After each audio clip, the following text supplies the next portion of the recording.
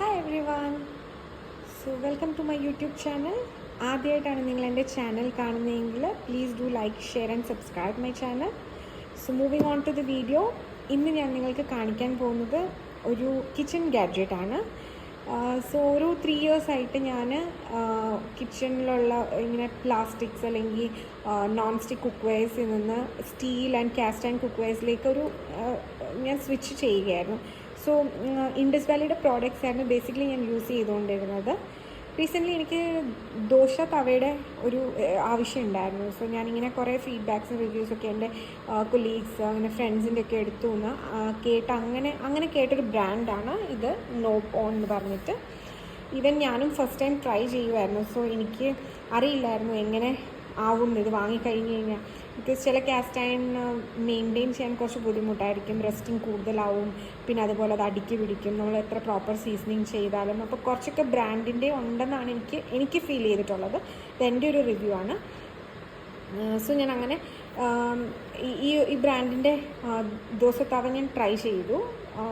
അങ്ങനെ ഒരു 5 to 6 times ഇപ്പോൾ ഓൾമോസ്റ്റ് ഞാൻ യൂസ് ചെയ്തിട്ടുണ്ട്. ഞാനപ്പോൾ അത് കാണിക്കാം. യൂസ് ചെയ്ത് കഴിഞ്ഞിട്ടുള്ള അതിൻ്റെ സിറ്റുവേഷൻ എന്താണെന്ന് ഞാൻ കാണിക്കാം. പിന്നെ ഒരു മെയിൻ അഡ്വാൻറ്റേജ് എന്ന് പറഞ്ഞു കഴിഞ്ഞാൽ ഇതിൽ മെൻഷൻ ചെയ്തിരിക്കുന്ന പോലെ തന്നെ അത് പ്രീ സീസൺഡാണ്. എന്താ പറയുക, നമുക്ക് ഒത്തിരി മെയിൻ്റനൻസിൻ്റെ ആവശ്യമൊന്നുമില്ല. ഒത്തിരി എണ്ണ തേച്ച് അല്ലെങ്കിൽ അങ്ങനെ മിനിക്കൽ പണിയുടെ ഒന്നും ആവശ്യമില്ല.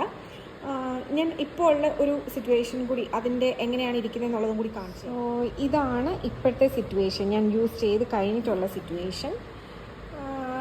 ഇതിൽ എനിക്ക് പിന്നെ ഒരു അഡ്വാൻറ്റേജ് ആയിട്ട് തോന്നിയതുള്ളത് ഈ ഒരു സിലിക്കൺ ഹാൻഡിലാണ്.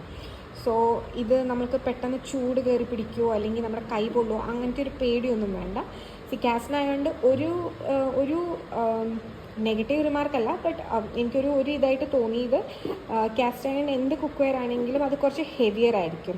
ഇതും അതുപോലെ ഒരു ഹെവിയർ പാർട്ടാണ്, ബട്ട് ഹെവിയാണ് ഇത് സാധനം. പക്ഷേ ബാക്കിയെല്ലാം, അതായത് ഇത് മെയിൻറ്റെയിൻ ചെയ്യാനാണെങ്കിലും അല്ലെങ്കിൽ ഇതിൻ്റെ ഫങ്ഷൻ ആണെങ്കിലും ഇങ്ങനെ മീൻസ് ചൂട് കയറി പിടിക്കും എന്നുള്ളതാണെങ്കിലും അങ്ങനത്തെ ഇതൊന്നുമില്ല. ബാക്കിയെല്ലാം ഓക്കെയാണ്. പിന്നെ അതുപോലെ ഇതെനിക്ക് തോന്നുന്നു ഒരു 1500 അറൗണ്ടാണ് എനിക്ക് വന്നത്.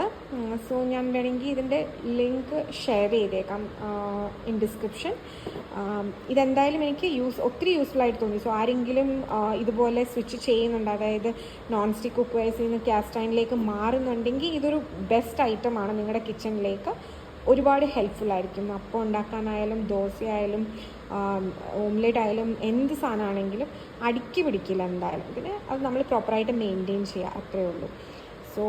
ഒരു പ്രൈസ് വൈസും ഹെവിനെസ്സും അപ്പാർട്ട് ഫ്രം ദാറ്റ് ബാക്കിയെല്ലാം കൊണ്ട് ഇത് നല്ലൊരു പ്രോഡക്റ്റാണ്.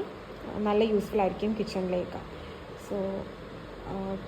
എന്തായാലും ട്രൈ ചെയ്ത് നോക്കുക. ഇത് കാസ്റ്റ് അയൺ വാങ്ങാൻ ആഗ്രഹമുള്ളവർക്ക് ഇതൊരു ഹെൽപ്ഫുൾ ആയിട്ടുള്ളൊരു റിവ്യൂ ആണെന്ന് വിചാരിക്കുന്നു. Okay, bye, thank U.